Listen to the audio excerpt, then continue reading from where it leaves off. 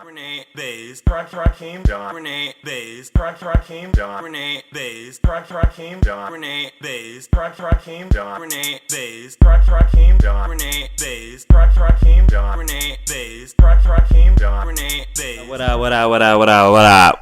Welcome to Podcast of Color, where four trash bags of color come together and make some goddamn sense of this motherfucking world. I am Bays. I'm your I don't know. What do I got? What do I got this week? I ain't got nothing. So y'all just gonna have me, Bays. It's me. Y'all? Who y'all? I'm Renee, and I may very well actually be the Giardia daddy this week, because I maybe actually caught Giardia. She's spilling all her tea. So, why would you say that on air? Like, why not? Like, how'd you get it, sis? How'd you get it? It's a public service announcement. The people want to know. That's exactly why I said you shouldn't say it, because they were going to ask that. The people want to know, sis. I got into some trouble. I'll just say that. Okay. How'd you get in trouble, sis? We want to know the details. Hey, look, you just had an NDA this week because you telling all your business, so you might as well go all the way. I just want people to know it's okay. It's okay to be a slut, and that's fine. And you're gonna catch it, and that's cool. His NDA this week stands for non-disclosing ass. That's what it is. Wow, non-disclosing ass. Eating some dirty ass. Oh, stop. So I'm John. Nine dirty asses. That's what NDA stands for. I'm John, and speaking of pup play, Scooby-Doo Papa. It's a really good song, and I think everyone should listen to it. I was like, what? Who? Wow. There's a Scooby-Doo Papa challenge. There isn't? Yeah, there is. Yeah. Shut up. What's the challenge? What do they do? You have to do like that dance that people do. I don't even see. I'm so old. Like I. Baze, I'm surprised you haven't seen it because it's like really big in the East Coast. So just because things happen in the East Coast, I'm supposed to know about everything that happened in the motherfucking East Coast? Scooby-Doo Papa. I stay my ass in the house and mind my business. That's what I do. You mind your business? I mind my business, and I just remain a child of God as always. Thank you. The lies. Praise the Lord. Praise Him. Anyway, when you praising God, you ain't got time to do nothing else. Oh, see, the quote is actually, when you mind your own business, when you have your own business, you don't have to be in anyone else's. See, that's what happens when God's gonna kick your ass. But first of all, is there only one quote, bitch? There's only allowed to be one quote. I made my own quote, bitch. Is that okay? No, you stole my quote, but that's okay. Did nobody steal your quote? Because actually, I said, look, I responded to your quote, okay, bitch? I said, when you praise God, okay, when you praise Jesus, when you praise Christ, the Holy Ghost, the Father, when you doing all of that, you ain't got time to be worried about with nobody else. You're not the first one to be talking about how you mind your business, bitch. That's old, bitch. You ain't new. You ain't brand new, hoe. Hit dogs holler. Who you think you is? Wait, so Rakim, who are you? I'm Rakim, and I'm about to whoop Baze's ass. The cocky bitch who thinks she invented life. Oh. Rakim said, "Let there be light," and the world shone through. Nervous. Anything else before I fly my ass down there on Delta Airlines to deliver your ass? No, you gonna come on Spirit. Spirit.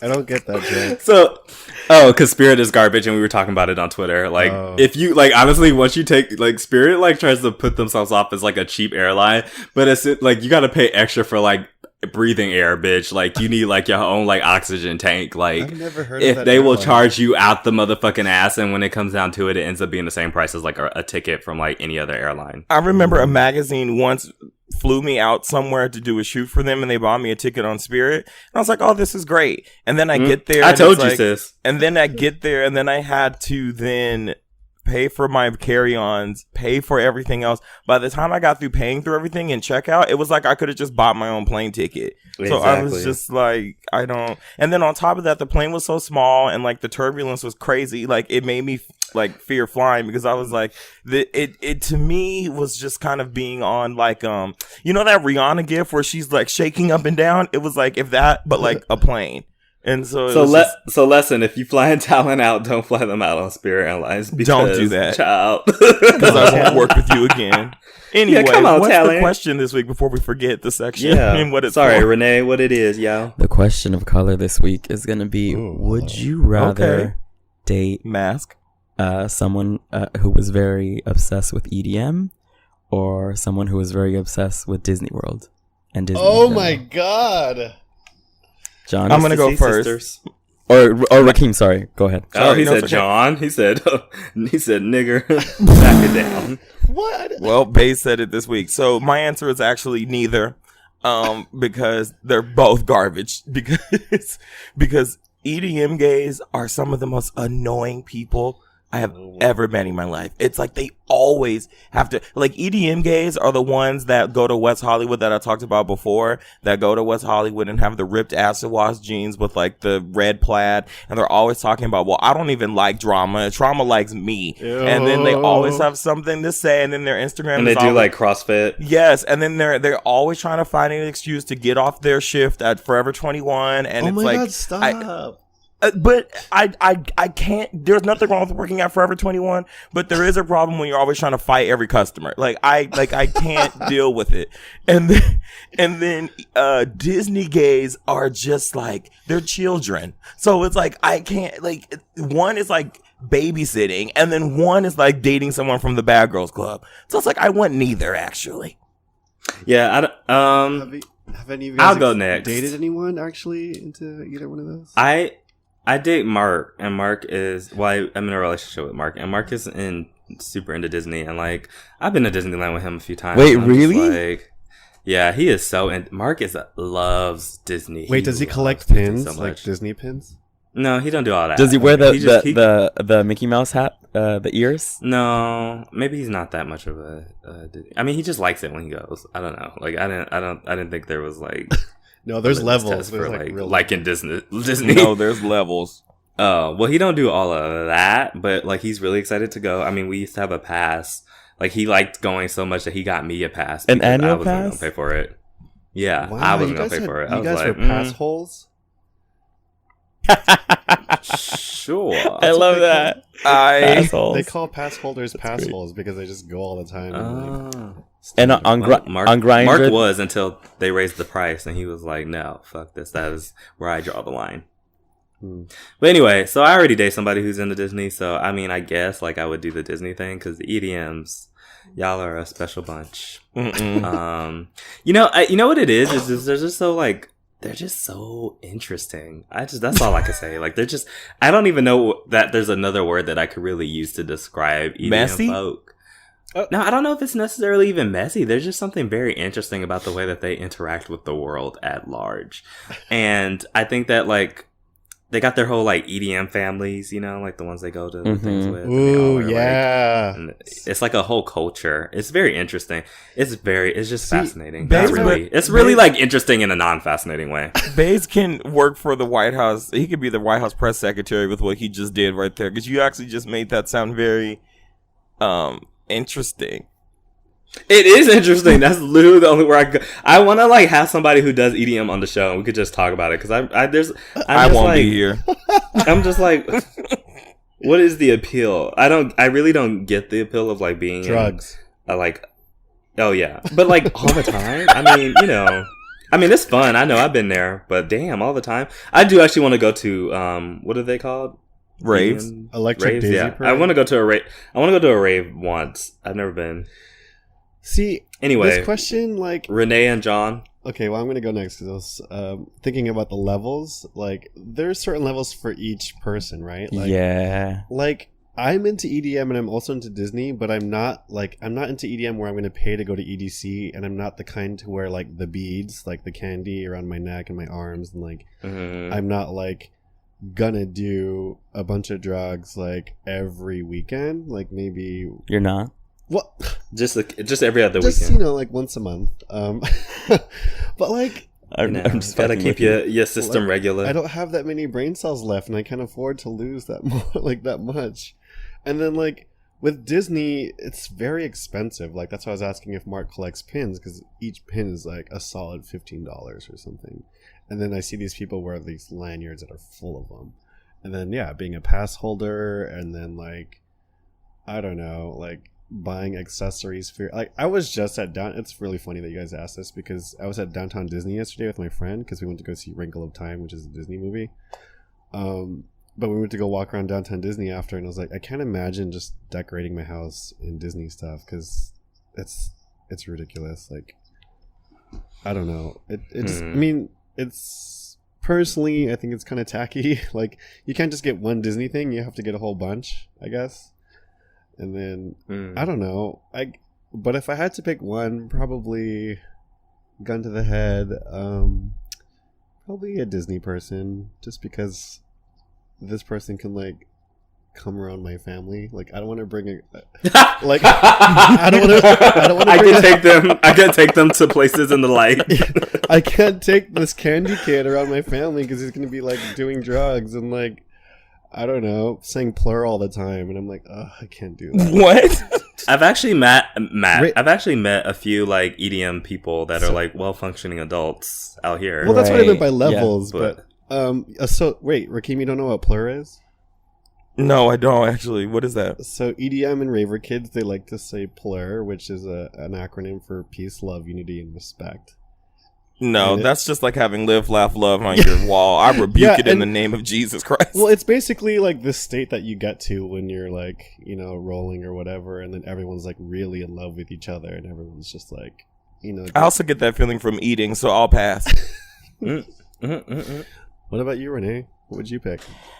I would probably I don't know, that's a hard one, but I would probably date someone who's really into EDM. I'd probably pick that. Because Why? No, just because like I think with from what I've seen of like the Disney gays is like they're and like especially the ones like on Grindr that are like, oh, I'm looking for someone to like enjoy my past with or whatever. that's cute.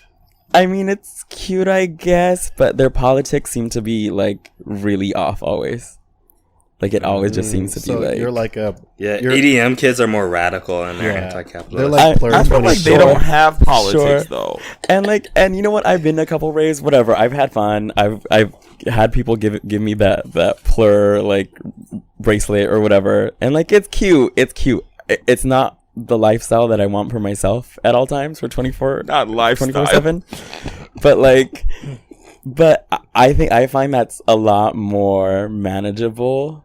And like I understand it more. I understand like the community aspects of like a nightclub more than I do like someone obsessed with like and putting like Disney and Pooh Bear quotes all over their wall and like I mean, you're and also just like, you know, always wanting to go to Disneyland and like Wait.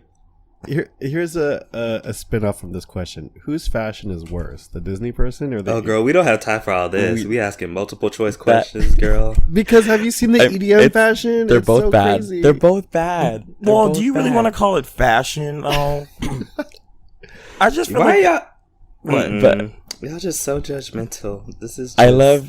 are we not supposed to give our opinions? Peace, love, unity, and This is respect. just so upsetting to me. Yeah. I mean, I get Renee's point. Like Renee, you hang out with like a lot of club kids anyway, so like that would probably be more your scene than the Disney thing. Anyway. Right. Yeah. So it wouldn't be too. I mean, it would. The people I hang out with are a little different from EDM folks, but it wouldn't be. I'm not It saying wouldn't what you're be like saying, a huge stretch. Yeah. Exactly. So for me. But they have like EDM events at Disneyland. Oh God. Okay. Okay. I think this is over. I think we This just. was nice. I think This so, was a too. good Yep, discussion. that's too Good much. talk, guys, and break. Trash, trash, trash, trash, trash, trash, trash, trash, trash. So we back or whatever, and we just No, got fuck some that. Be topics to excited. talk. Look, I'm always at a 10, bitch. Okay, and I'm just being a 10 right now, as always. And you know what? I can say whatever because I'm casual and cool, bitch. Okay, thank you. Crazy, sexy, cool. That's what they told us to be. Whatever if you So- sleep at night. I don't care. Yeah, Keep in going. a world full of nines, be a 10. In a world full of fives, I'm a 10. Oh. Why are you so hostile? Lay down your weapon. Well, you know what? The strength of the Black Panther was stripped away. So now I can't lay down my weapon. That's all I got. I don't have the strength of the Black Panther. No, we will not have it. We will not have it. We will not have it. So okay. So anyway, my accent is horrible. I'm so ashamed. Yikes. I'm too Nigerian to have such a horrible accent. So, you know, the queen of the world, of the music industry, of the acting world, she has given us such films as the Pink Panther. You've heard of the Black Panther. The Pink Panther. She gave us the Pink Panther. She gave us such great songs as Check Up on It.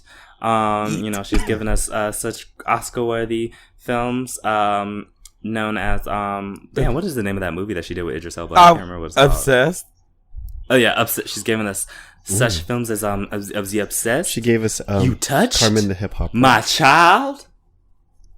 That was my favorite line. I mean, just that line alone like deserved an Oscar. Truly. What a legend. Anyway, The legend the queen has decided the legend jumped the fuck out and kicked me in my goddamn throat.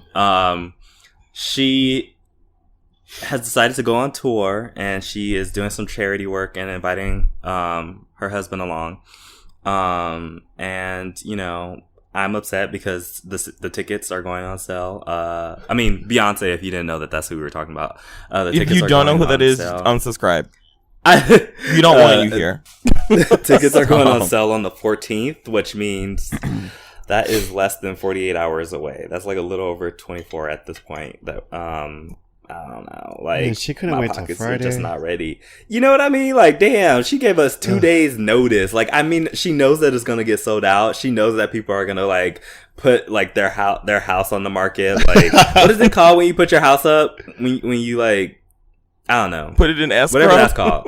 No, not when you put it on escrow, but like, you know, when you like, I don't know, you make a note. Oh, refinance. I don't know. You know what? I've never owned a house, and it doesn't seem realistic at this point. Ain't that right? We're such millennials. It's like, what is that called? But you put the what is property that? you don't own. Mortgage? What? Property owning things? What is that? Who said that? Yeah. So whatever that is, everybody gonna be doing it. You know, weaves will be put on hold. Flea bottles will remain in the stores. You know, expensive lubes will be put on hold. All of it. Everybody is just leaving it all. No skincare products. The only thing we're gonna be using for skincare is water. And So, for John Cum, I am not going to be paying my student loans this month. I've already decided that. That's fine. And you know, wow, you just gonna announce that, and the IRS gonna come for your ass. I don't care. Wait, does she they have, could like, take a me from the payment Rose plan? Bowl. Does she have a payment plan? She for tickets? should. She know her fans are black. Okay. Nope. She knows we black and we struggle. How you gonna be pro-black? How you gonna proclaim to be pro-black queen, and then you gonna put your tickets on sale, your $500 tickets on sale? Because they're not $500. The most expensive ticket is $320. Don't go spreading fake news. Is it really? And I told Wow, you, $320. No, it's not. Is it they're really? $20 Because we pay like $200 for ours, and we were in the nosebleeds. They did something different this time, and I tell y'all all the time: if you stay ready for a Beyonce, you don't have to get ready because because she never gives you notice anymore. She never lets you know when things are going on. All you got to do is take $20 from every check and put it into a savings account, title it Beyonce, and that's what you got to do. I tried to do that, but then I wasn't able to because there were things that were going on this year. But you know what? Do I have the money for the tickets that I really want to get? No. Will I be there in the section that I probably can't afford? Yes. And will I be robbing a bank this weekend? Yes. You know what I mean? Like that's really kind of Rakeem will also be on the run too, as well. Yeah. Yes, exactly. On Like TOO. Django Unchained, indeed. Okay, so you guys can drag me for this, but I enjoyed the On the Run tour better than the Formation tour. So I didn't see it, so I can't speak on that. I really did. I thought that the On the Run tour was such a great experience. I like the stage design of the Formation tour better, but I thought that the On the Run tour like was a more cohesive like show. And it just flowed a lot better. And like I remember at the Rose Bowl where John and I met. Wow. Okay. Can I help you? The Eagle, but okay, continue. Okay, in the Rose Bowl. So, I remember when Jay-Z came on stage, like it was actually really, really good. And I remember like when I was sitting next to Renee during the concert, and like our other friend was there, and he started like breaking down like during Wait, was that that was a Formation tour. He started breaking down during like, the first Formation. song. Yeah. Yes, and like, that's Beyonce. And I'm like, no. You need to get it together because I'm trying to enjoy this concert. And Renee's just sitting there like stoic. And I remember telling to myself, I said, well, if Renee's not going to be crazy and die, I'm not going to talk to him. I don't have time for this. So You should have been sitting next to me, but we didn't know each other that well when we bought the tickets. So we didn't. But It's but too I think bad. you and Mark were sitting. Wait, Beyonce brought us all together. That Truly. was when we Wow. all were first together in one place at one time. And John's That's cousin very hit on me. true. I remember that. Her, yes. Her. Yes. There was so much trade at that concert too. It makes me want to come back for the LA, I know. the LA show. Do it. I cannot. I wait. mean, all the black gays that came out, I was like, where have y'all been? Because I'll never see y'all in West Hollywood. Well, because Nah. imagine all the awkward run-ins that's gonna happen because like every gay is gonna be there. So I feel like everyone's Oh, worst fear is like, yes. ooh, running into someone that they slept with and like don't want to see again. You know, that's why people gonna be in cosplay. Recognize me, ho. Oh my god, I cannot Full wait. cosplay. The The Beyonce cosplay. When is Beyonce gonna have a convention? Oh my god, Beyonce convention. Con. you guys Beyonce con. Beacon. Beacon. that never Wow, Beacon. Beacon. Beacon. You a smart bitch. That never needs to happen. Could you imagine like the fights that would break out all the time? Like, Oh my god, the messiness. Someone All talking the about black gays converging on one mess. space. Lord Talking about, Jesus, oh, lemonade thanks is to better God. than Beyonce, and then someone goes, huh? And they're like, you spelled B-Day wrong, and then the B-Day gays love to fight, so yeah. So Random flash mobs of formation. yeah, like it would be too much. Like I feel like a BCon would be way too like there's no way that could actually happen logistically. It would have to be in Atlanta. Oh, the Giardia vibe just gonna be there. Giardia vibe. Wow. Wait, why Atlanta got Giardia? It's Atlanta. Why Atlanta got to have Giardia? I've never been to Atlanta, and I've heard it's very nice to all my Atlanteans out there. Yes, Atlanteans. Atlanteans. Yes, Aquaman is ATLians, shaking. You know. Anyway, yeah, Beyonce just again wig. Wig. Speaking of Wig. wig. What a transition. Come on. Speaking of wigs, Come on, Wig. transition. Katy Perry has been all over the news. Not complaining. Why was I gonna say complaining? She's been all over the she's news a white woman? explaining to white folks what wig means. And now there's like, apparently people did not know what that meant. And I, like, white people always be a step behind, but I forget that things that are like common sense to me, especially once you hear them in the context of a sentence, are just not common sense to white people. It's just like, what? You said wig and they did something good? What does that mean? What are you saying? And it's just like, clearly they're complimenting the person. Like, you know what I Yeah, mean? Like, context listen, clues. context Right. clues, sis. Right. Anyway. Well, But I also you am know. like, I also like this ignorance because, it allows you to speak a language that is unknown to the Caucasians. But of course, they catching on faster and faster these days. We gotta create, mass produce. It's like fast fashion out here. No, and they Oh my God. also like take ownership of the word. Like when Katy Perry was talking Yes. to that little white boy and was like, On this American Idol. On American Idol, yeah. She said And was it's, like- it's our language. It's Yeah, she exclusive. wouldn't explain it to the co-host. She's like, no, only we get it. Yeah. Who is our? That's my question. People who wear wigs. I think she just meant like Stan Twitter.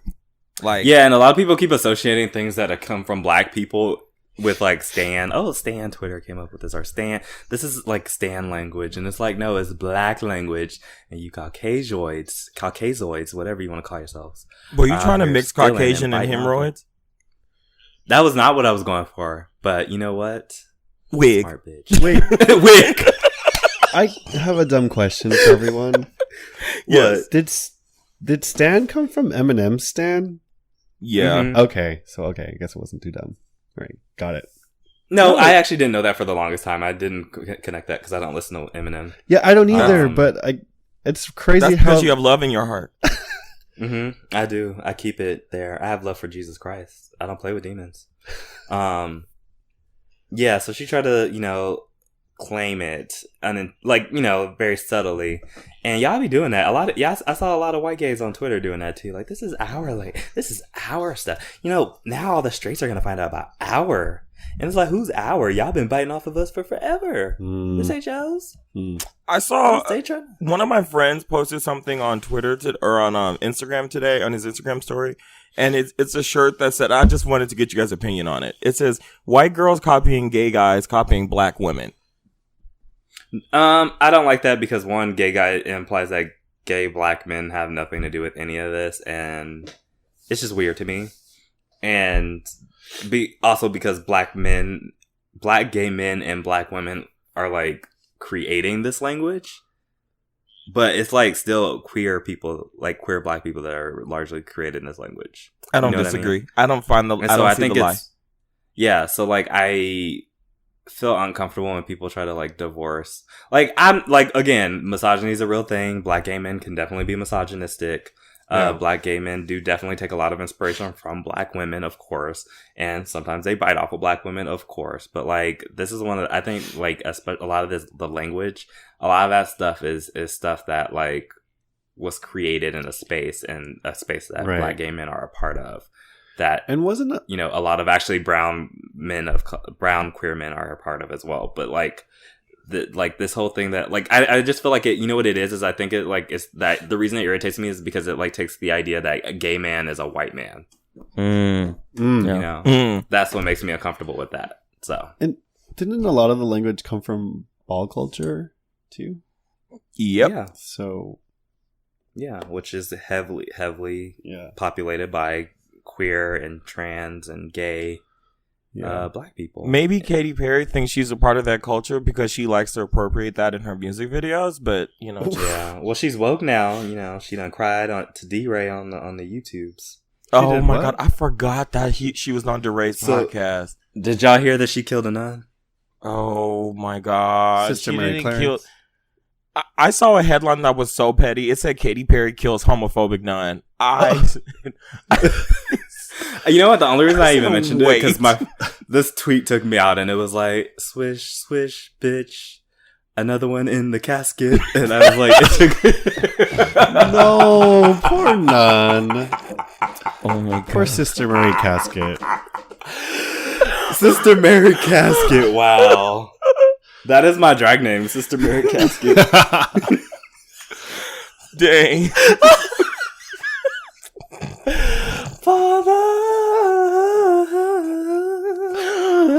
Oh, shout out my Wow, mom. wig. Wig. Y'all talking about Bruno Mars again? I'm not doing it. I'm not doing it. Here's what I want to say about Bruno Mars. No, Okay. So wait, I'm gonna just say this. move on.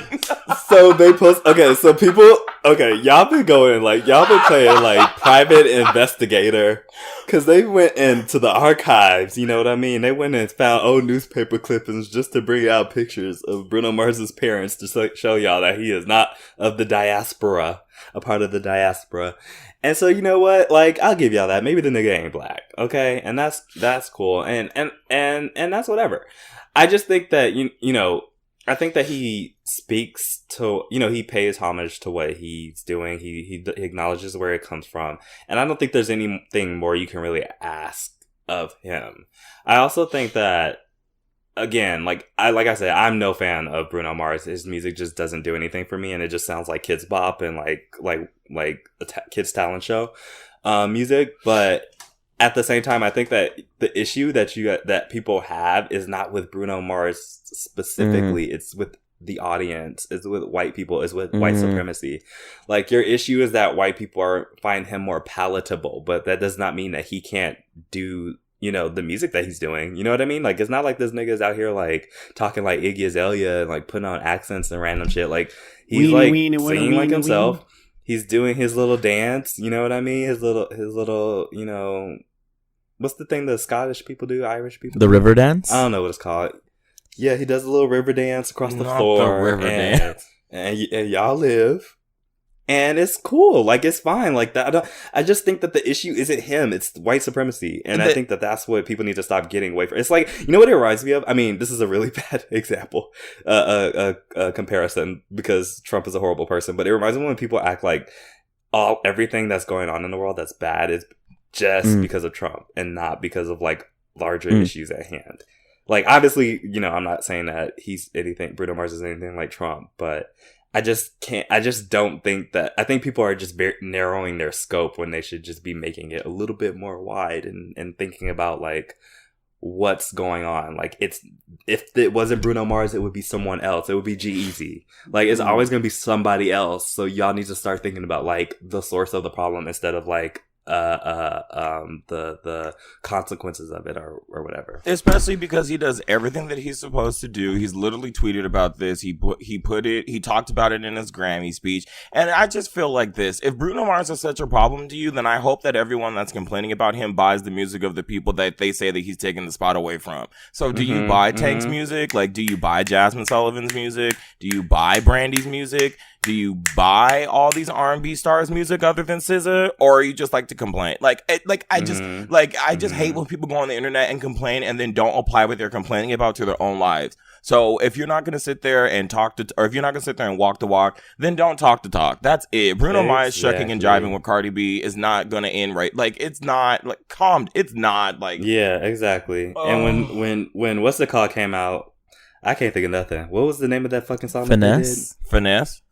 Yeah, y'all was living. Y'all loved it. I'm here to have the conversation, but not this one, because we've been having it since 2015 and the same points have come up, and then everyone goes, oh my God. It's kind of like how that Twitter thing where people go, oh, like, it goes like, oh, me in third grade. Oh, like, your mama's so fat that she's sitting next to everyone in the theater. And then the meme is like, oh my God. Like, it's like someone brings up a point and people do that all the time, every time when it comes to Bruno Mars. And it's like, I am so tired of hearing it. There is nothing new that's happening. No one's adding anything new to the conversation. So I just muted his name right along with Azalea's, and my life has been great ever since. And I can't. Yeah. And thank you, Laura, for the mute conversation button. It's a blessing.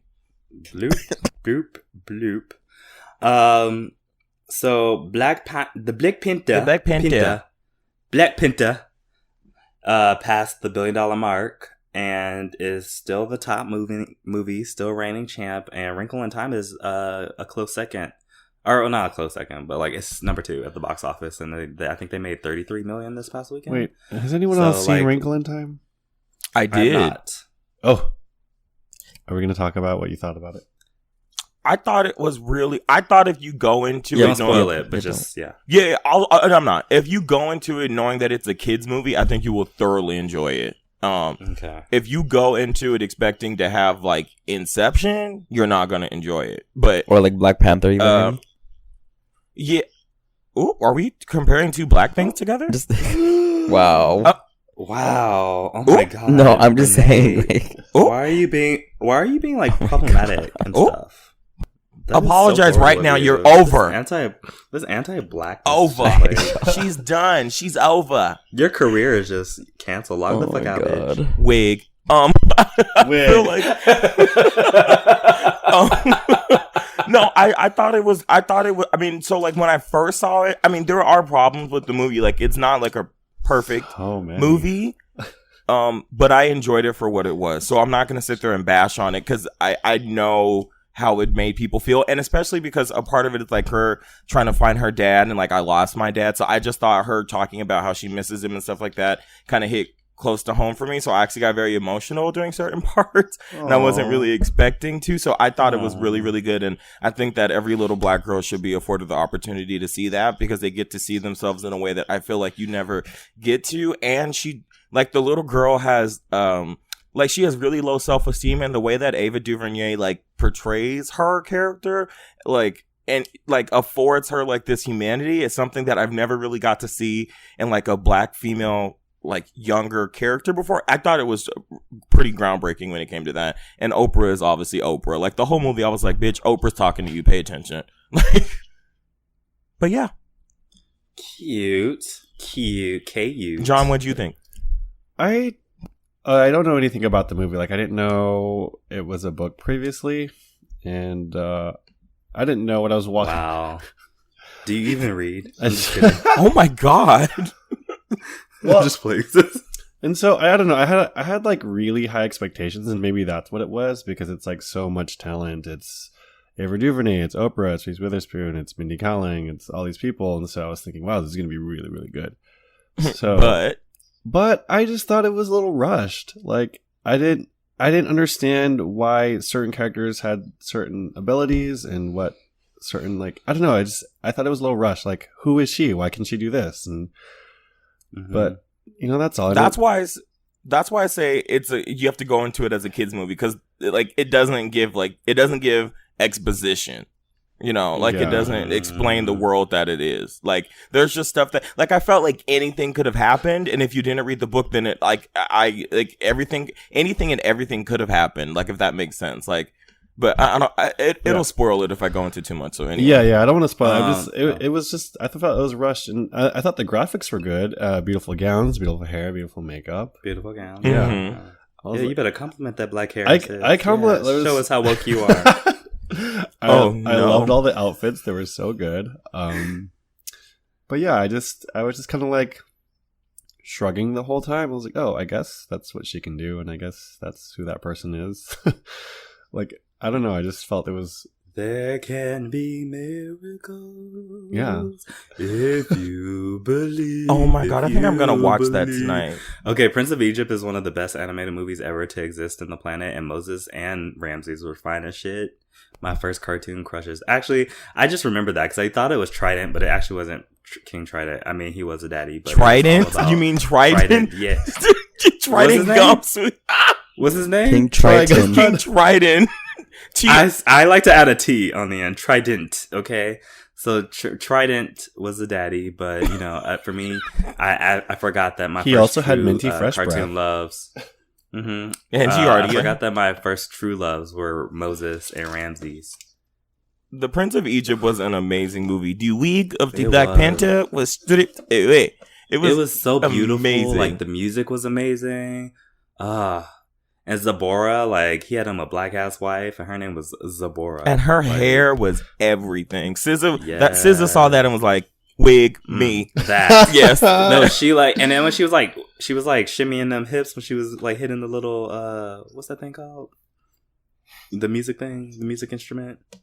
I'm not musically inclined, but a thing, whatever that thing is called, when you hit it and you dancing with it, a tambourine, harp. The tambourine. Oh, shake your tambourine, no, shake your tambourine. We're terrible gays. No. Shake your thing, shake your tambourine, shake yo. Remember Eve? Yeah. Oh, Eve used to go off. Eve. Mid-odds Eve. As if and now she's not married on to a a white billionaire talk show every day. She's a billionaire. She's a regular on the talk now, right? Oh, is she? Yeah. She don't even have to, because she's married to a Caucasian billionaire from the UK. Go off, sis. Black excellence. Oh, yikes! That was from the read. Ooh. Anyway, who said that? Sorry. Honorable mention. We love y'all. Anyway. So this is actually serious. Just a warning out to black residents in particular in Austin, Texas. People have been leaving packages on the front doors of the front steps of people's homes, and a package. Today is Monday. A package killed a woman and a teenager, and police are not sure if it's racially motivated. But if you see a package on your front door, please. I mean, I know you don't want to call the cops, but please do that instead of opening it, unless obviously, that is yours. Yes. An NFL player, Darius. I don't know how you say this. Gucci? It's Guice? Gucci? Juicy? Guiche? I mean, those thighs are juicy. So. Hi, Darius. Darius is my cousin's name. This is so awkward. I cannot. If he likes white girls, I'm just gonna put on some powder on my face. He's like Barack Obama. Wig. We don't know that. Never tasted that. Turns into Britney Spears. Oh yeah. Oh my God, babe. I think I did it again. So anyway, he went to LSU. He's a running back. He can run my back. I knew you were going to say that. Up and down. This back. Back and forth. See if you back can and run it. So he says that he was asked if he was gay by the NFL, and he was also asked if his mother was a prostitute.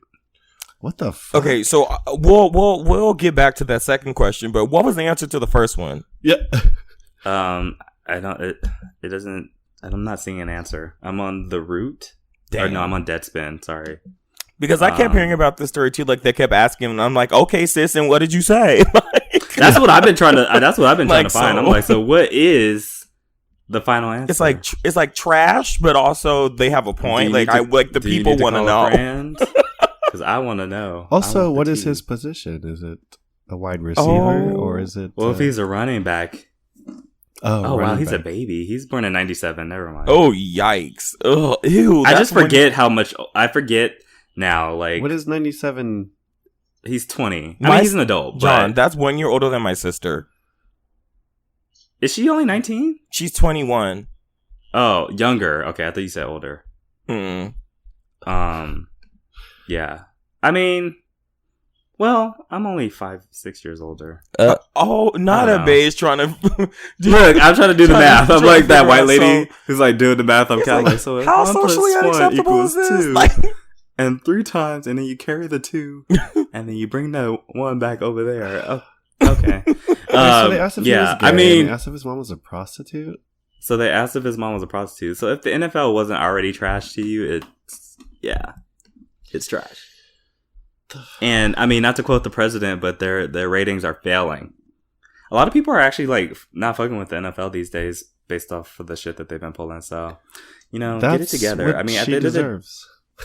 I get it to an extent because I know that, these guys are moneymakers to them and they don't see them as human beings.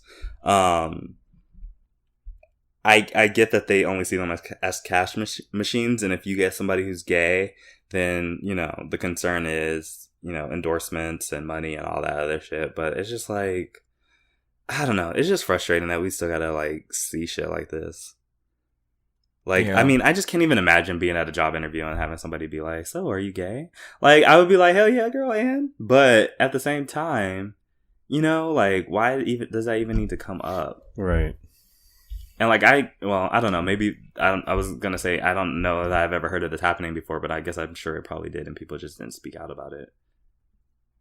I know nothing So- about football other than I want to be the ball when it's kicked around. So Oh my god. I can't really Yeah. say, but that's trash. So Yeah. Also, girl, all these kinks just coming out of nowhere. She wasn't kinky though. What is that called? I when you never like said to I was- be- She what's the kink, sis? I always said I wasn't. you want to be kicked by people, by men, I always said I like being roughed around. and you misogynistic. If you don't be kicked, at least be kicked by a woman. Wow. What are you talking? Anyway. Where's the misogyny there? What? I'm just playing. I'm trying to find.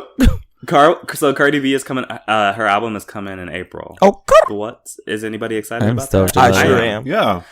I'm curious. I'm more curious than excited. I'm like, I know like she did it with Cartier Barty, and it was a bop and it was good. But like, if every other song is gonna be about Offset, I'm not gonna be enjoying it. Oh, absolutely. And I just hope she really brings it. Again, I don't expect like a Little Kim album. Like I don't expect like an Azalea Banks album. I don't expect her to be like super lyrical, but I do. I guess I expect more than what we got from Bodak Yellow. I want it to be a visual album, although I know it's not going to happen. I just It shouldn't. She's not ready for all that yet. She just got here. I know. I just want it Give to her be time. She just just got like, here.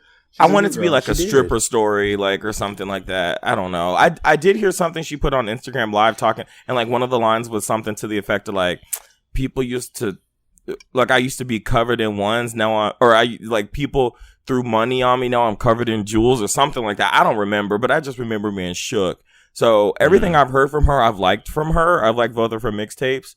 So I'm really excited to kind of see where she goes, and I just want her to get media training, but I'm excited to see what happens. She apologized to her publicist at the what was the award? The most recent awards. The iHeart. Thing? At the iHeart Radio thing, she apologized to her publicist when she was on stage. Wow. So I was If like, only the girl, president did that, huh?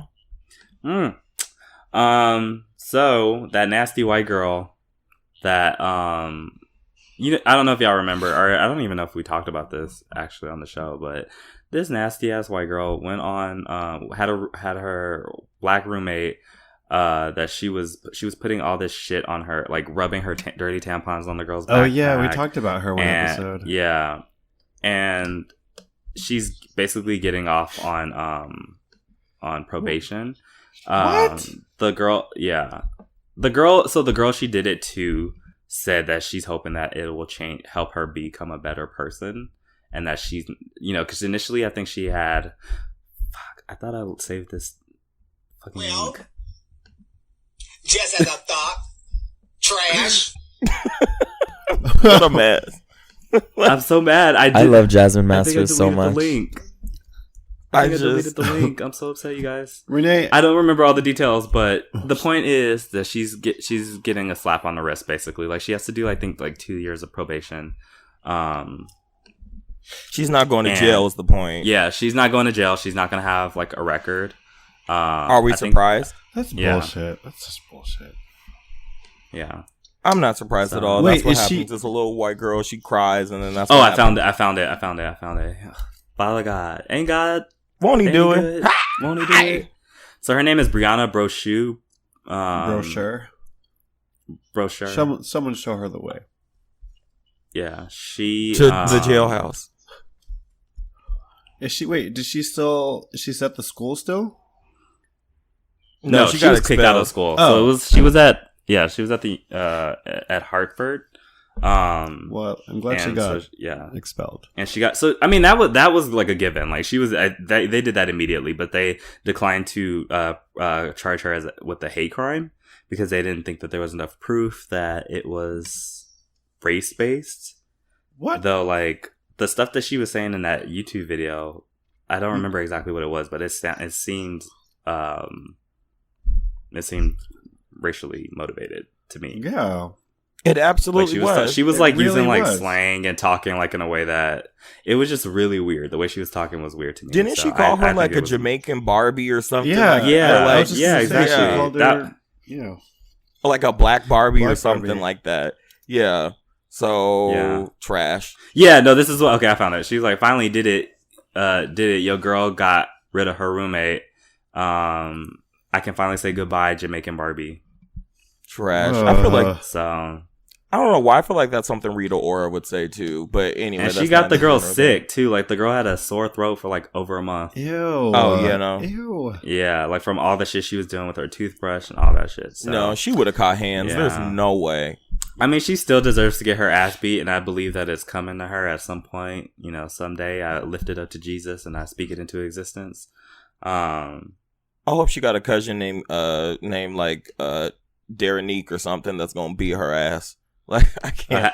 Who, the white girl? No, I'm saying I hope the black girl has like a cousin named, like Deja or something that's gonna come Yeah. down there and like.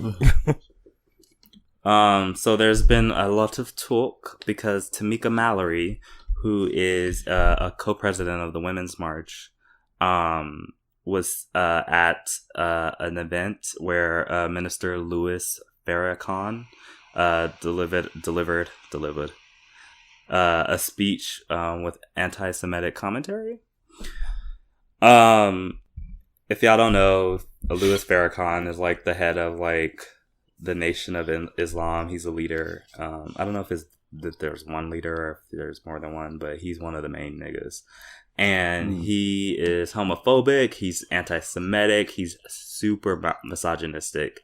And so a lot of people, and then also he said something anti-Semitic in his speech. And so a lot of people are kind of holding her accountable for that, which it is a little weird. Like, in this article, which is on The Root, and it's by Terrell Jermaine Starr. So if y'all want to check that out, it's called A Word About Louis Farrakhan and Tamika Mallory.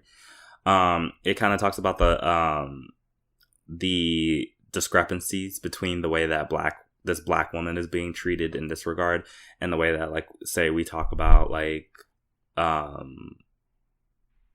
Ivanka Trump or like what's the nigga's wife's name? What's her name? What's the Melania? wife's name?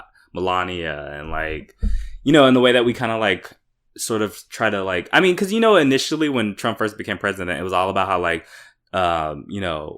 Melania like is trapped in this marriage and save her, like she's not standing next to him, or like Ivanka is like, oh, she's really the voice of reason and she's gonna like make sure that he stays like, sane and like doing the right thing. And just this extension of, these women supporting this horrible man, this horrible man, and then still Right. getting like the benefit of the doubt and being considered like, you know, maybe they're still allies and blah blah blah blah blah blah blah.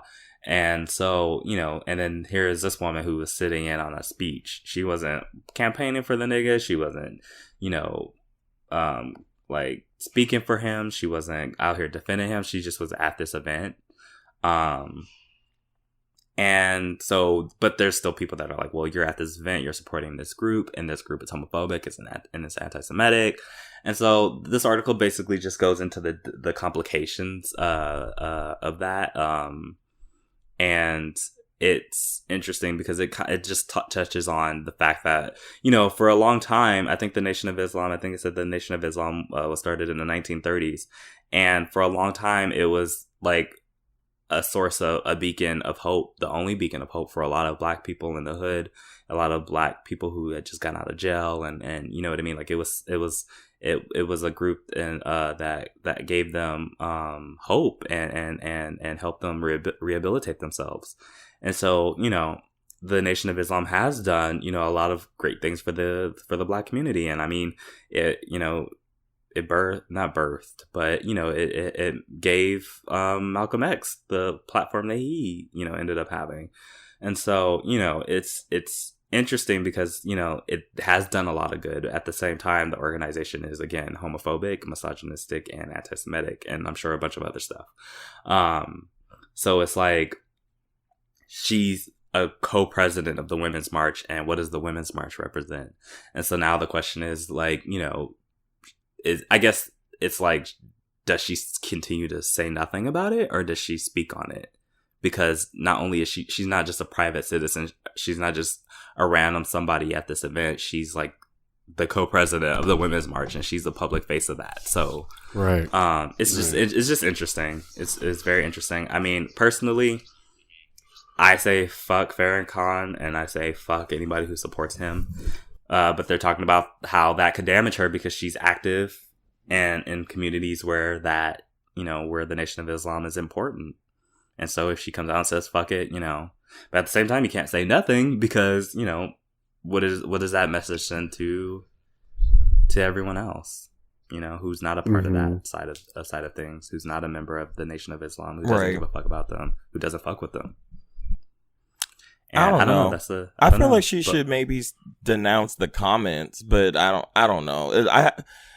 I always feel weird when like people are guilty by association, but also like this is like because of her position. Like if it was like she wasn't in the position that she was, I think I may feel a little bit differently in saying, well, you know, it doesn't necessarily mean that she doesn't have to, you know,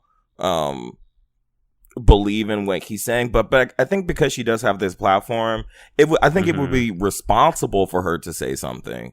Yeah, I don't know if she has to, but I think it would be a smart thing to do. But I don't know. I just think we need to.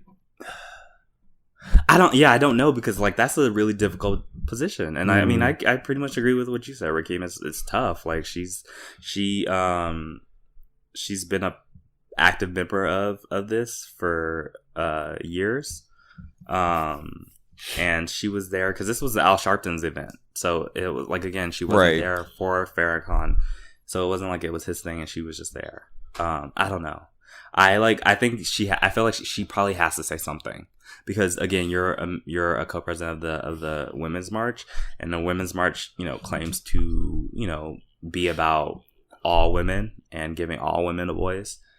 And some of those women are Jewish. Some of those women are gay. You know what I mean?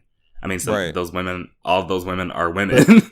And, you know, this man is offensive to women. So it's, you know, I remember going to this thing in LA by my house when I was still living in LA, and there was like these men, and, you know, and they're all in their like outfits, their little outfits that they wear, and they were like screaming at this woman because she was wearing a tank top, but they said it was a man's tank top, and they were like, you need to stop wearing pants, sister, and like wake up and stop wearing a man's pants. And like then they started yelling at this random gay guy and were like, you need to stop laying with men, you got this white man's disease in your head, and da da da da da. And like you know what I mean? Like these men are literally like on the streets shouting random shit to like people and saying really fucked up shit to them. So I don't fuck with the Nation of Islam, and I think they got all choked. But but I also haven't like benefited from. Go ahead. Who else was this at this event? Because I just think it's. I mean, I don't know. I'm sure there was a lot of people. I didn't read anything about anybody else being there. Oh, okay. It was Al Sharpton's event, so I mean, I guess we could hold Al Sharpton responsible too. That's what I was going to say. I think it's. I mean, was anyone else there? Like, why is it her that everyone is putting responsibility on? Were there anyone else there? Was there anyone else there that people are coming for just as much as her? You know what I mean? Because that seems a little. I'm not saying anything. I'm not saying anything about that. I mean, I'm sure it is partially to do with the fact that she's a black woman, but I think I think that's a huge part. I think another huge part, though, is that she's a co-president of the Women's March, and I think like you can't take that out of the situation. But she is a black woman, and you can't divorce that out of the situation too either, because you know black women face things that other women are not going to face. I don't know. I guess we don't have the answer. We do not. We do not have the answer. We don't have all the answers. We have most of them. Our favorite Tater Tot came out with a new music video. It's called Delicate. My only takeaway, I mean, I thought the video was okay. My main takeaways from the video were homegirl was on the expo line barefoot on the train. I was like, sis, what are you doing? You about to need a tetanus shot? Which Tater Tot? You out here? Taylor Swift, sorry. Oh. Taylor Swift's video for her song Delicate came out, and she's like out here dancing in the rain on the street. I completely forgot about Reputation. That sentence deserves you saying it again. Say it again. I completely forgot about Reputation. I forgot she had an album out. Like, she's like music video. Did you do something recently? I don't know. Well, I just forgot about it. I mean, it was forgettable. I actually haven't listened to it in a while, but you know, when it does come on, I do a little, you know, I do a little shuffle. I will say I really enjoyed it. Wait! I just want to say real quick too. I also shout out to Kevin Falk from Straight Guys for Gay Eyes, who played her bodyguard. He has a fat ass, and I'm probably gonna enjoy one of his videos later. Now that I've seen that video. Wow. I actually really enjoy that particular song because I think it's really well written. But anyway, I thought it was kind of cute. But yeah, that's it. Then Beyonce announced On the Run, and I haven't thought about it until you talked about it right now. So yeah. I'm gonna read this from Twitter really quick. Okay, we're gonna wrap it up. But I'm gonna read this thing from Twitter really quick. This Twitter article, it said T.I.'s former side chick Bernice Burgos is reportedly pregnant by Migos rapper Quavo while she's about to become a grandma at the age of 37. I thought that was a cute little tidbit. Who's okay? No, never mind. That's okay. Bernice Burgos. I think Drake used to fuck her. No, I know. Who's her daughter that's having a kid? I don't know. I don't think she's famous. I don't think that our daughter or son is famous. I just think they're just some person that she gave birth to. Big Sean cheated on Janae Aiko with Nicole Scherzinger, apparently. What? No. No. Damn. Pussycat doll? Her? I mean, if you... Yeah. Janae Aiko got a whole ass portrait of Big Sean on her arm, so yikes. And she unfollowed him. Yeah. Oh, did she unfollow him? She unfollowed him. I've been reading it like during the Minutes of Color section, or well, now I've been reading it on Twitter. and he unfollowed her, and then I looked at the portrait, and it's gigantic. It covers like half of her arm. So I'm like, I don't. Ooh. Yeah, apparently they hit it off at Big Sean and Nicole. That is hit it off at Oscar after. No. Big Sean's track record is amazing. I mean, but trash. Don't cheat. But like, I mean, he stays like. I mean, from Ariana Grande. Naya Rivera, Janae. I mean, yeah, he got with Naya Rivera before she chopped and screwed her face up. So. Oh, yikes! And before she said that she didn't shower. So yeah. Wait, Naya Rivera said she doesn't shower. She said that showering every day is for white people. What? And I said we are going to trade you in the racial draft. This is trash. Give us Adele. She appreciates Beyonce. You can have Naya Rivera. So that's interesting. I mean, you know, Damn, that's Yeah. horrible. I saw somebody said that she should have stopped. She should. That's why you don't brag about your man's dick on the internet. Janae Aiko. That's what somebody tweeted. I was like, Whoa. Lord Jesus. Janae Aiko sure does do that though.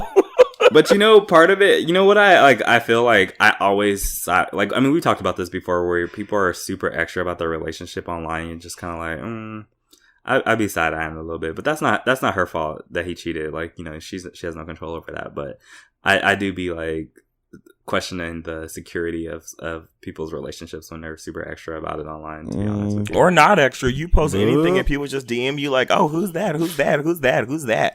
Or No, I know, but I'm just saying, like, when people are mad extra about it, Oh, like, yeah. I'm like, oh, okay, like, something's going on here. Protect when they only your be shit. when they be talking to each other in the comments on the internet, I'm like, girl, you could text.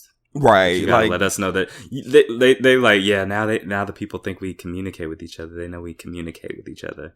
Like, okay, why do we need to know that? Like, Mess. I get that you guys have conversations with each other. Sorry, that's a whole other rant that I have. yeah, they care about other their people hashtag on- reputations. Okay, so You know, they be talking and they be sending each other messages, codes in the hashtags. It's just like, girl, just call each other. Pick up a phone. mess. There was one last thing. Oh yes, that reminded me of this guy. Is his name Moochie or something? I don't know the nigga's name, but apparently the guy that was apparently in the video with Black China where she was sucking his dick. Oh no. No. Oh, you know what? I just remembered. Sorry, I just remembered. That's not the thing at all. The nigga from I don't got that no nigga. type. This one. Bad bitches is the only thing that I like. What them Ray niggas called? Strummed? What are they called? There we go, Ray Strummer. So the light skinned nigga from Ray Strummer apparently Sway cheated Lee. on his girlfriend. Sway Lee cheated on his girlfriend with Black China, and so the girlfriend is so petty and so me. She got on Instagram and on her Instagram story, and she put like two gigantic ass. I don't know if they were pillows or what in her like leggings, and was like twerking. And she was like, maybe if I look like this, he would have stayed with me. The only problem is she said nigga and she's white, so I don't feel bad. No, for is her. she white? I don't think she's white. I looked at her Instagram. I think she got something else in her. Oh, You know these niggas be liking these exoticals. Exotic. They be liking these damn near white Exotical. light skinned girls. I think she's light skinned or like mixed or something. I don't think she's white. I mean, whatever she is, I don't think she's white. She might be like Latinx or something, but I definitely don't think she's white. Well, interestingly enough, Sway Lee and Janae Aiko have a really good song together called Sativa. So Wow. maybe they might make some great music off of this, you know? Like, Okay, you know.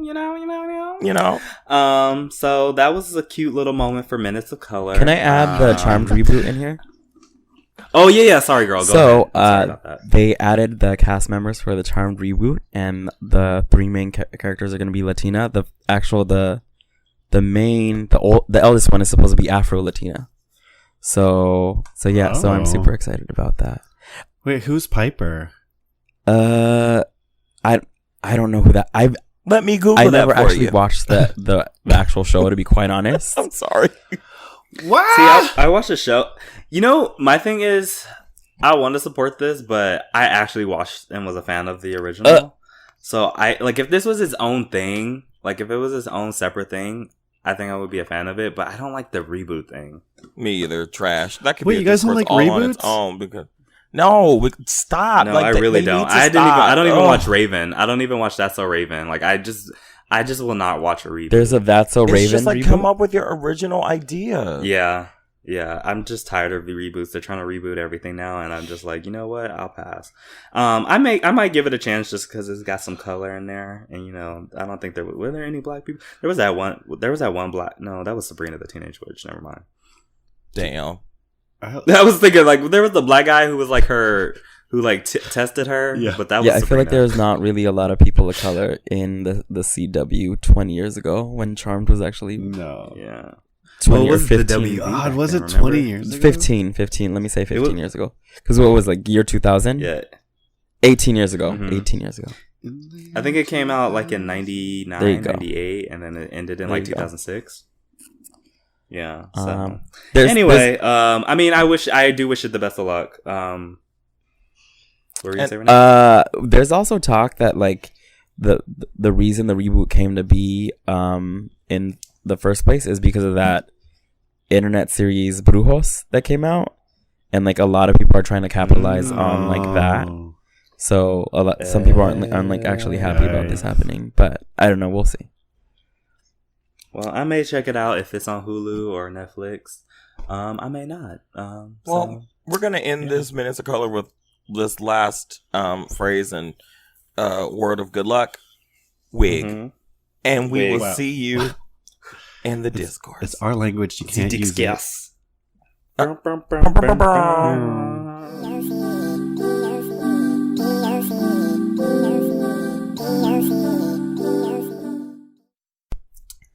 Hello, and welcome to the discourse. So what accent is that? This is just my regular voice. I was gonna do like an accent, but I was like, we're doing a pretty serious topic today, so I don't know. I mean, I like laughing at my pain, and maybe hopefully we'll find some joy in this painful discussion. But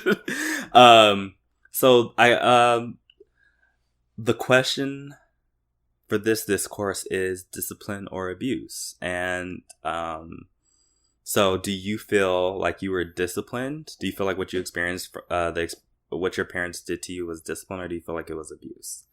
And you know how that affected you, I guess. So anybody who wants to go first can. I'll go. I mean, so for me, I feel like, I don't know. I feel like I don't feel like I was abused at all, but I definitely like my family definitely did, you know, like we got whoopings and stuff like that, but I don't think it was anything like crazy. Like, so I mean, so that, you know, it was, I feel like a lot of black families, especially like Southern ones in the 90s and the 80s and whatever, like, you know, I feel like it was pretty commonplace to have to do like, you know, people like got whooped with like belts or like switches. Like my aunt would always say like, oh, like go outside and pick a switch, and if you don't get a good one, like I'm gonna do it or whatever. And like, and they sometimes said like, you know, this like hurts me more than it hurts you, and I'm like, what the fuck? Like, no, it doesn't. Like, yeah, so I mean that kind of happened, but I never really did anything to the point where like I felt like I got disciplined a lot. Like I remember actually the number one thing that I felt really bad about, or the number one time that discipline was like I really felt bad, was when it was really dumb too. Like I got my first house key when I was in middle school, and I locked myself out. And I remember my mom asked me like what happened or whatever, and I remember saying like, oh, I locked myself out because I was going outside to play basketball or something, and I locked myself outside on accident.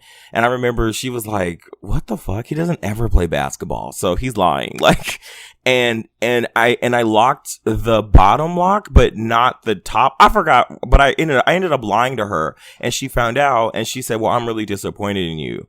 And to me, that was like, that crushed me. I was like, oh my God. And I feel like with a lot of black parents, because I can only really speak for black parents, is that I feel like, or my experience, I feel like I wish that my family did a lot more like talking as opposed to like discipline. Yeah, because it's like, you know, I feel like a lot of times, because they were always saying like we're not supposed to back talk and this and this, and it's like sometimes I feel like what's considered back talk is really not back talk. Like me asking you a question or trying to find something out, or try to understand why something is going a certain way, is not back talk. It's just like and I feel like when parents do that, it's because they know what they're doing is like BS, or they don't have a way to actually like justify what they're doing, so they just say like, shut up, I'm the parent. And it's like, well, no, I'm trying to have this conversation with you and figure out like how we can fix this issue, because, you know, I want to have the conversation with you. And like sometimes it's like really stupid, you know, it's like, and sometimes like we got, not me, but like my family got punished for things that I just thought were really dumb. Like if you broke a glass or like spilled something or whatever,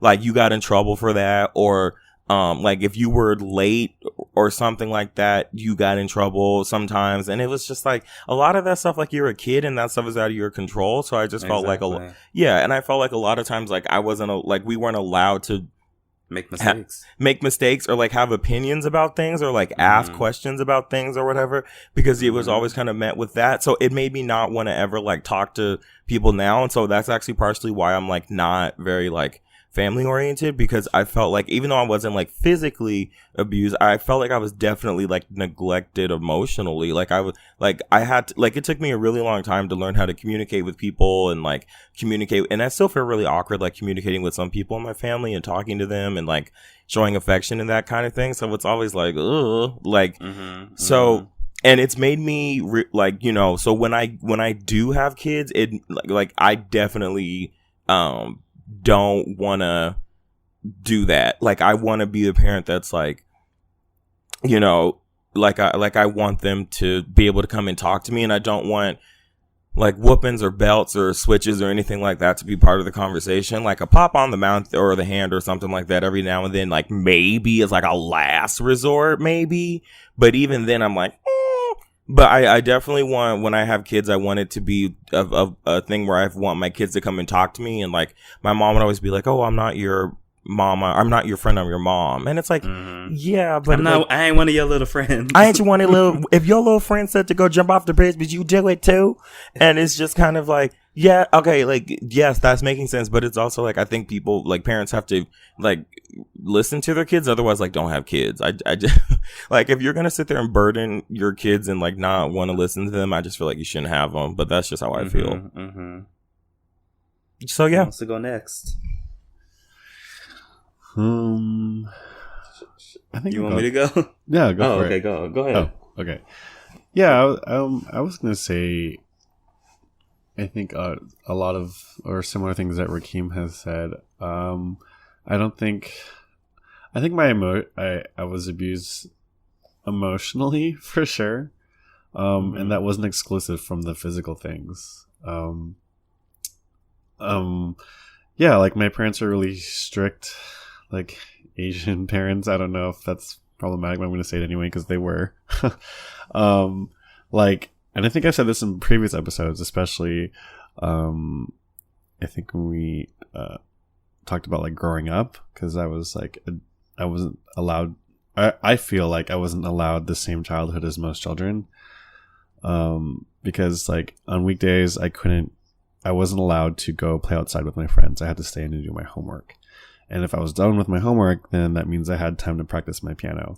And if I had time to practice, if I was done with that, like if there was any spare time, like I was not allowed to have fun and be a kid. I was supposed to be doing something productive.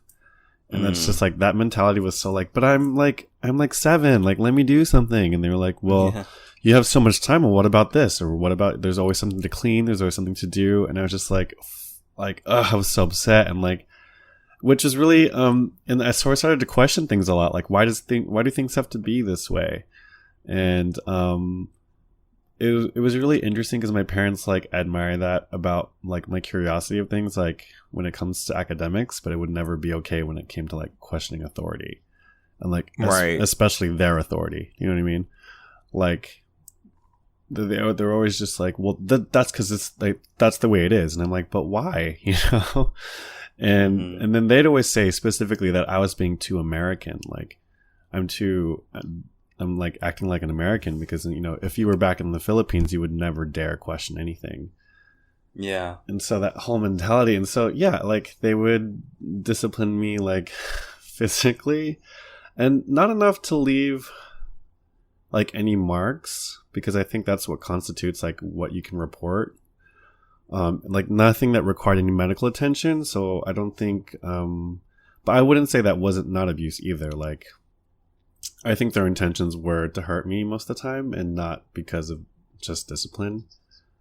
And they would use things that were like, I think specific to us. Like my parents would use like a bamboo stick or like our house slippers or like a hanger or I don't know.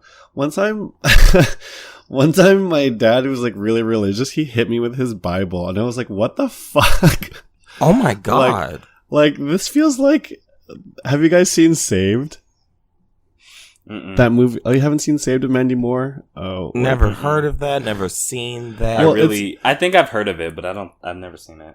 It's like, it's where the term Jesus freaks came from, because that movie was basically like sort of mocking the Christian religion, and how like Mandy Moore was like this like super, she was a Jesus freak, but she ends up being so angry, like she throws her Bible at this girl who like doesn't believe in God. And so that's what it felt like. How are you so Christian and like hitting me? Like, I don't think God would be happy with this, especially like using the Bible. But yeah, I thought that was really strange. And, you know, I think we had a conversation before. Like, I didn't think I was abused, but now that I look back on it, and like some of my friends tell me like, yeah, I think that was abuse. Like, my parents didn't do the stuff your parents were doing. And then like, I sort of had this like emotional breakdown, because like, wait, was I abused and they made me think that this was okay? You know what I mean? Like, I grew up my whole life thinking that every other kid got treated this way. But then turns out like lots of kids have nice parents who don't hit them and like who let them have childhoods. Like, I don't know. Sometimes I'd go to my friend's house and meet their parents. I was like, wait, your parents aren't yelling at you for like playing Nintendo on a weekday or watching TV? And I was like, you guys are allowed to do this, and you guys are allowed to eat food in your room. Like, all these things that we weren't allowed to do as kids, like, it really shook me. And so, I think that my experience with abuse, like, has shifted, you know? I think what my thoughts on it have, because now, if you had asked me like a few years ago, I'm like, yeah, I deserve to get hit because I was talking back to my parents. And then fast forward it to now, I'm like, whoa, my parents like straight up smacked me in the face. Like, that was nuts, you know? So I'm sorry, John. No, I mean, it's fine now. I think the silver lining of it is like, I hella respect my elders, but also I know like what is not okay. Like, that, I feel like a lot of my experience was not okay. You know what I mean? I feel like if I were a parent, like, this is a good example of things I would never do to a child. So I think what I learned about it the most is like, if I ever decide to have children, here's what I won't do. Like, that was the guide on what not to do. Yeah. What about you guys? You want me to go first, or you want to go first, Renee? You can go first, base. Okay. Ooh, sorry. As Sorry. Renee would say, oof. Where to begin? I mean, you guys both covered a lot of that. I think of it all as being abuse, to be honest with you. I don't think that, I'm sure that having a child is difficult, and I'm sure that, you know, you sometimes lose your patience, which is why I don't want children right now. And I may, you know, never want children, but I know in the mindset I'm at right now, I don't need to be in charge of a child. And you can recognize that. Yeah, I wish that more people had that mindset, because I feel like a lot of people feel like my mom, I actually think, you know, I think my mom, I can count on one hand the number of times my mom whooped me, which I don't think that I should even have to do that. But, Wow. As far as, yeah, like, my mom was always extremely sweet and extremely patient. And I think the only time she whooped, I think she felt that she was supposed to love me. You know what I mean? Like, I think that there was a lot of pressure about, you know, especially like I said, in my family, everything's very gendered. So it was very much like, you know, boys need whoopings, and, you know, boys are rough, and boys need this kind of structure, and so that they can become a man and all this other bullshit. And so I think that, you know, the times that she did whoop me, I think, you know, that it was definitely out of pressure. I still don't think it was okay. And I actually had this conversation with her. I was like, I definitely think that whooping me was abuse. I think it was abusive. And I mean, she was kind of just, I mean, what could she say? She didn't say anything. She didn't argue with me. She was just like, oh, because I think she was taken aback. And I explained to her that I wasn't angry with her, because I understood that she was using the tools that she had been raised with. You know what I mean? I think that you know, a lot of people are like, well, if I say that I was abused or whatever, that means that the person who abused me was a horrible person. And generally, yes. But I think in this particular case, I don't think that necessarily has to mean that. Because I hear a lot of people like, well, I wasn't abused because look at me and look at how I am. And, you know, and I feel like people take it very personally and are like, I can't have been abused because my parents are great people. And it's like, yeah, your parents could have been great people and still been misguided in the way that they disciplined you. And so I definitely felt like my parents were. I think my dad was just a piece of garbage, to be honest with you. And I don't even... I think like a lot of I think that Nigerian parents tend to be very abusive because there's this expectation, and this is an expectation in Black American households as well. Like this expectation that children, I'm sure you've heard it, Rakeem. Children should be heard and not seen, or seen and not heard. Yeah, that I was told that all the time growing up. Children should be seen and not heard. I was always told too that children make the best slave.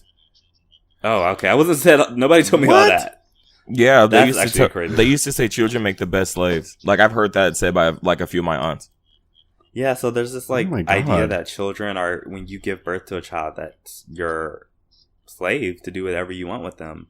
And I think that a lot of, especially Black parents, don't respect the fact that when you're bringing a person into the world, you're bringing an individual person, not your idea of who your child is going to be, not who you want this person to be, but you're bringing a person who's going to be who they are.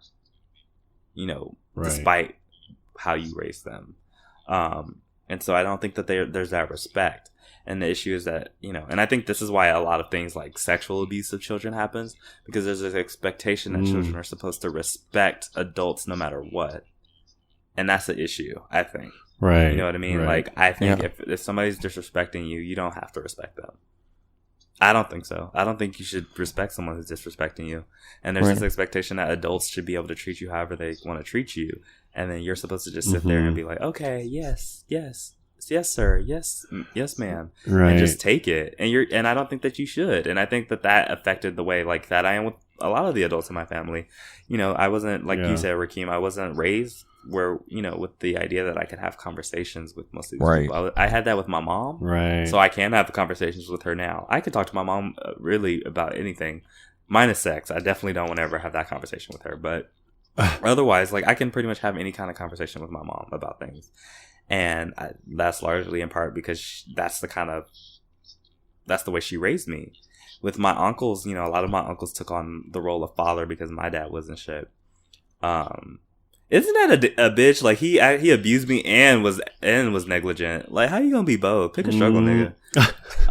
Jesus. You know, like, how you don't barely see me, and then when you do see me, you abuse me. Like, what kind of shit is that? Base. Oh, base. I'm really laughing at it because it actually, and maybe I'm burying it, but I don't feel harmed anymore, I guess. But I'm sure it affected me. I don't, like, I can kind of look at it and kind of laugh. I don't really feel personally hurt by it. But, you know, that was the kind of raising that I had. Like, my father was super, like, quick to hit, quick to come up with all these, like, crazy ass, like, punishments, like standing on facing the wall with, like, one leg up, or like kneeling on rice, like all kinds of like Nigerian parents do not fucking play. Like, they be coming up with some like torture, like interrogation ass like techniques on their fucking children. And it's funny because, so my dad, I mean, I have no idea what's going on with him now, but he's been trying to get back into contact with me since I was 16, and I've like not been into it at all. And apparently he was in the hospital last year, and my cousin, who's on his side of the family, came and visited, and he like offered me money to go and see my dad in the hospital because I was like, I don't want to see him. And I guess in that regard, that's how I'm affected by it, because I never want to see him again. I just never want to see him again. I don't have any interest in having any type of a relationship. I don't hate him, and I don't have any anchor towards him, but I don't want to know him. And I sometimes think that I think when it comes to like absentee parents, one of the best things that a parent can sometimes do is abandon you. Because when he was in my life, he was just toxic and it was horrible. And when he wasn't, I felt like a weight was lifted off of me. So sometimes I do think that being absentee is sometimes the best thing a parent can actually do for you. But my cousin was in town in LA, and he offered me this money, and his explanation for why I should pursue a relationship with my father was that he was sent back to Nigeria when he was a kid, and his father beat the shit out of him. Like, not like just like whoopings and belts, but like beat the shit out of him. He had to, Wait, who, your dad? My cousin. He had to constantly be on his P's and Q's. Oh. When he got back to the U.S., he stayed with his mom and his stepbrother. I mean, his stepfather and his half brothers. His stepdad was horrifically abusive. Beat his mother, beat his brothers, and beat the shit out of him. Broke bones, just like eviscerated What? his family. Oh shit. My cousin has a good relationship with his stepfather now, and his mindset is that because he was able to overcome his resentment towards his stepfather, who horrifically abused him, I should be able to get over what my dad did to me. But the thing is, I got to see my American side of the family. You know what I mean? I was mostly with my American side, so I got to see how crazy that was. You know what I mean? Like, it wasn't like this was all I knew. And I was like, that was all you knew. All you knew from all sides was like horrific abuse. I knew like Black American level, like what I consider abuse, which is like corporal. Is it corporal or corporate punishment? It's corporal punishment. Corporal, yeah. Yeah, Corporal, like I got to experience yeah. that, but it was like not on the same level. You know what I mean? So like for me, I was like, okay, well, this is normal. This is discipline. What your experience is abuse. When in reality, it was both. They were both abuse, I think. Right. But I was like, Yeah. what your experience. I thought what I was experiencing was normal on my mom's side, but I was like, I know that that's not normal. What's going on my dad's side? So like I was able to recognize that, but I don't know. It's just interesting, and I think that like it's all predicated on the idea that children should bow down to adults, and I think that's the issue. And I think that like that's something like if I do ever have children, I'm not going to go into it with that mindset. Like you need to listen to me all the time. Like, yeah, question me. You know what I mean? You want your children to think. You don't want your children to be stupid and unquestioning. You don't want them to be vulnerable to things. You want them to know. So when they have questions, answer the questions. If you don't want to answer it, be like, girl, I don't want to answer the question. You know what I mean? Like your children are human beings. They're not like slaves. They're not clones of you. They're not dolls for you to play with. They're human beings, individual human beings. And so like, respect that. That's all. Yeah. Go ahead, Renee. Yeah. Okay. Yeah, y'all covered a lot. So that's good. For me, it's kind of this is kind of a tricky one. Because I think there's like this middle ground that I'm trying to exist in where like I'm trying to forgive somebody, but also hold them accountable for what they did. If that makes sense. Yeah. So it's like I was abused basically by 3 out of the 5 adults in my household. And 2 of them I feel like I've forgiven. One of them is still doing the same thing, but only to somebody else now. So I don't want anything to do with him. But yeah, it's just like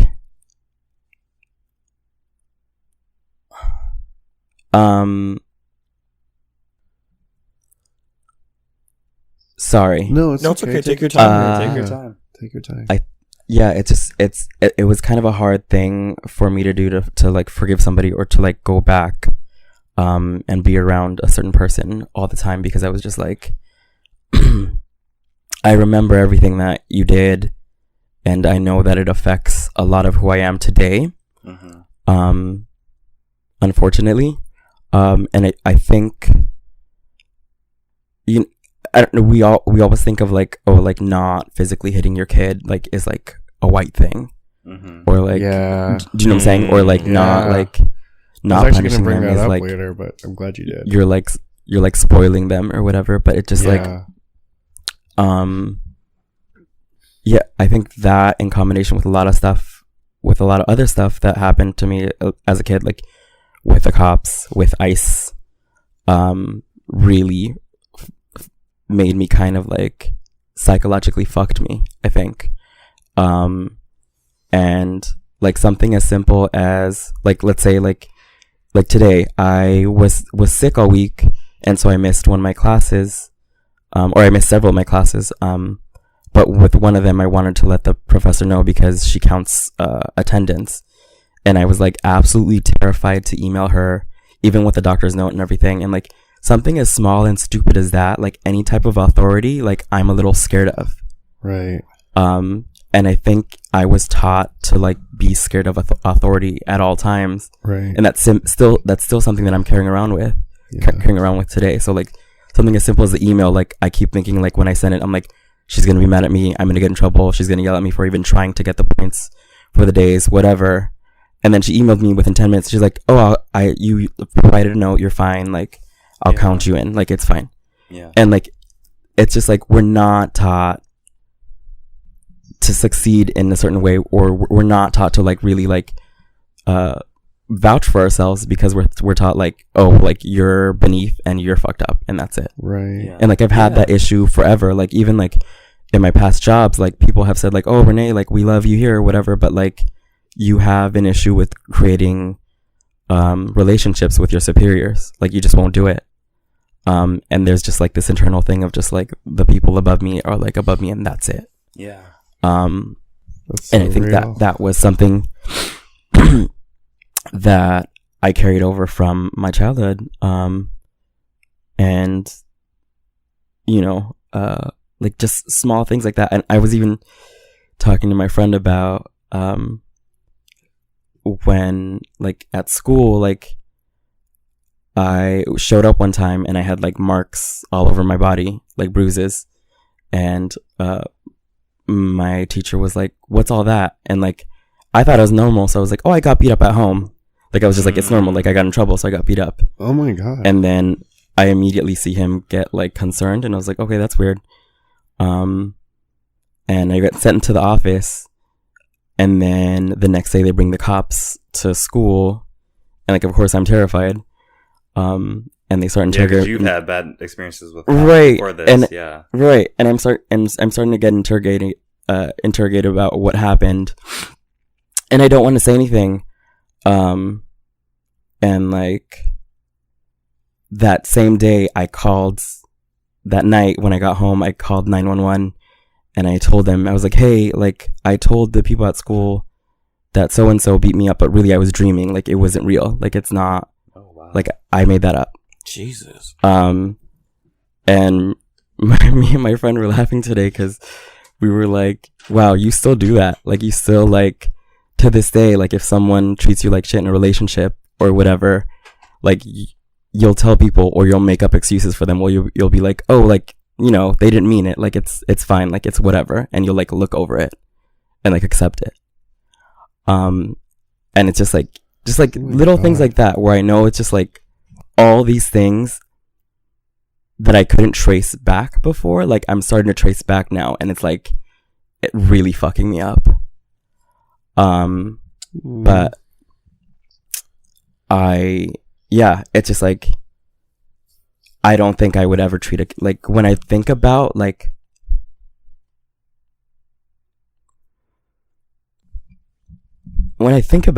how like someone would treat a kid like that. I don't understand it. I don't get it. And I would never do that to like a kid. Someone that powerless. Sorry, someone can go next, I think. No, I'm sorry. You didn't deserve that. You were a kid, Renee. You don't ever have to apologize, sis. Yeah.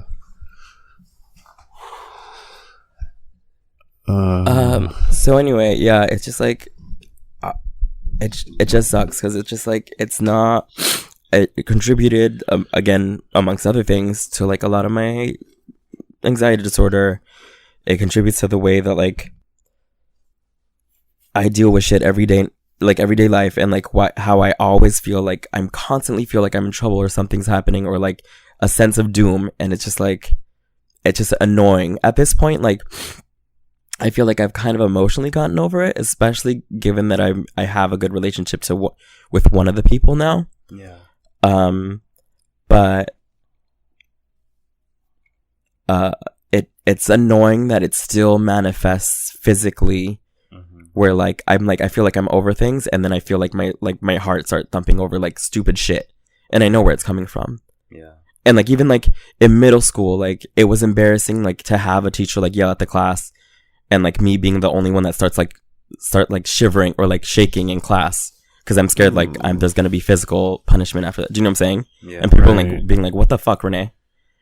So it's just like it's annoying because now it's just like a physical reaction to things that like I feel like as much as I deal with it, and as much as I like, try to get help with it, like it's just gonna be with me forever, I think. So, but anyway, that's funny you say that because I'm now like thinking of the ways in which, like, I'm thinking about like why I don't want to see my dad, and I think I'm afraid to.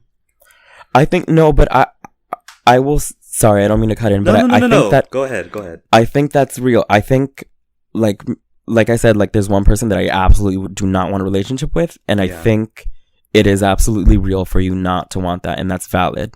Yeah. And especially if all of your interactions were negative, like you were either neglected or abused, like why would you want to like rehash a relationship with something like that? Yeah. That I totally would not blame you for that. I also think that it affects the way that I interact with straight men, which I actually want to do a discourse about in the future. Right? Yeah, but I think I realize like I do have a fear. I think it goes beyond insecure, but when I'm around straight men, especially in like straight groups, I just feel like a wolf in sheep's clothing, and I feel like I'm gonna be exposed any second and like killed. Like it terrifies the shit out of me. And I'm like realizing that I kind of like put that away and like try to, I guess, compartmentalize that. Oh yeah. God, this would be like we'd be having some therapy sessions up in this motherfucker. So yeah, jeez, you guys, Jesus Christ, shared some really personal stuff right now, so I just want to thank you all for doing that and being so vulnerable. Yeah, thank you, Renee. Shit, I know you've been, I know this was a rough topic. Yeah, it's fine. Yeah, but we love you, sis. Yeah, I love y'all too. I mean, like, it's not like y'all, didn't have things happen to y'all either. So of course, but that doesn't. Yeah, but can't just shine some love on you. Sure. And as horrible as that was, thank you for sharing, because it really like I know there's some people out there who feel like, yeah, like that was normal, and we need, like, for me, I needed like you guys to tell me that what I went through was not okay. Like that was not how kids should be treated, and I was like shook. Honestly, when you guys told me that, I was like, oh wait, this isn't how most kids grow up. Like I was like doing that Mr. Krabs meme where like the world is spinning. Like what? yeah. Like what? Yeah. Like this is and because there are different types of abuse, and you think of it, and this is also the thing, and this is what I want to bring up too, is I don't know that like parents always know that it's abuse. Do you know what I'm saying? Exactly. Right, they're using the tools, like Bae said, they're using the tools that they were taught to discipline. And so and part of the reason why I feel like I could forgive somebody was just like, wow, this was how you were raised, and you were raised a lot worse than I was. Yeah. And B, like, this is what you thought being a parent was like. B, and C, like this person in particular that I don't want to specify who it is, was going through a lot at the time, and just was very obviously taking it out on me, and that's like, and that happens. So, but yeah, there are different types of abuse, and it takes a while because your parents frame it in a way of like, this makes sense and this is just punishment. Yeah. It takes a while for you. Yeah, they call it love. Exactly. And it takes a while for you to like start to think like, hold on, wait, actually, this is not what love should look like at all. It's crazy because, like you said, I really did. I would be like, those white kids' parents don't love them enough because they're not hitting them. Right. Well, I was going to ask you guys that. My question was like, what do you guys think about that? That theory, like this is cultural. Like when parents say, like, well, this is how we do it. Where we're from. I mean, I think part of it is that there is a level of respect. I don't know. I do think that like when it comes to your elders, and especially if there's my grandmother is an amazing woman, and there's just a level of respect. I'm not going to cuss in front of her. I'm not going to say certain things to her because she's my grandmother. And I think there's a value in respecting your elders and paying respect to them. and I do think that that's something that white people lack a lot. Because but it's also like. But I think it's. Go ahead. Go. Sir, go. Well, I just also think that it doesn't have to be either or. You know what I mean? Like, it can be both. It can be like, okay, like, you have respect for your elders, but also like you're still allowed to be a fully realized human being who like has their own thoughts and opinions and such, you know? Yeah. And apart from that, just white kids just are entitled. Exactly. They're raised with entitlement. So it's just like it's a completely different thing. Like, it's not even just like, oh, they're raised without discipline, or they're not being hit, so they're not so they're not being raised right. It's just like you're raised in a fucking white world and you're entitled, and your parents are just as entitled as you are. Unless you're abused, because there are white kids that right. Just want to make that right. But I'm just talking about when people of color point to like white kids and be like, see, that's why I would hit my kids. And you know I think right. And the thing is, like, too, to remember is just that you're not hitting your child doesn't mean that they don't have structure or discipline. It just means that you're not hitting them. That's not, structure and discipline don't mean hitting. Right. What do you? Okay, this might be inappropriate, but I'm going to ask it anyway. Like, so none of us are parents, right? Like, how would you guys handle a situation where there's a kid who's not responding to like talking, you know, who's not responding to you with your words? I don't know. What is the limit to when, you know, like, is there a limit? And what is the level of okayness to where you do use physical abuse, like not abuse, but physical discipline? I can't answer that because I don't know. I don't have a child. I can't. Right. I'm going to speak for someone a friend of mine that does have a child. And she was telling me that like there are times where like the kid is just being a fucking kid and they just don't want to cooperate with like whatever you want them to do. And that's it. And like that's what kids sometimes do. Like they don't want to, especially like younger kids, like toddlers or like whatever, 2-year-olds. She was saying that physical abuse might stop them like right now or deter them right now, but like a lot of times creates aggression. Like they become more aggressive after that. And it doesn't in the long and it doesn't in the long term or like even teach them like, okay, don't do that again. Exactly. Do you know what I'm saying? It just teaches them it's to just fear like you. Right. And so I think it's difficult. I definitely think it's difficult, but like that's being a parent. And if you can't handle that, then like then don't maybe you shouldn't be a parent. Yeah, exactly. That's true. All right. So I think we should wrap it up. We'll be back with I hope you guys are okay. Male of color. Yeah. Oh, I did want to say right quick. If you are being abused, you can visit www.thehotline.org. And then if you're afraid of your internet being tracked, you can call 1-800-799-7233. Or text 1-800-787-3224. So, all right, y'all. We'll be back with the Male of Color. Thank you. Of course.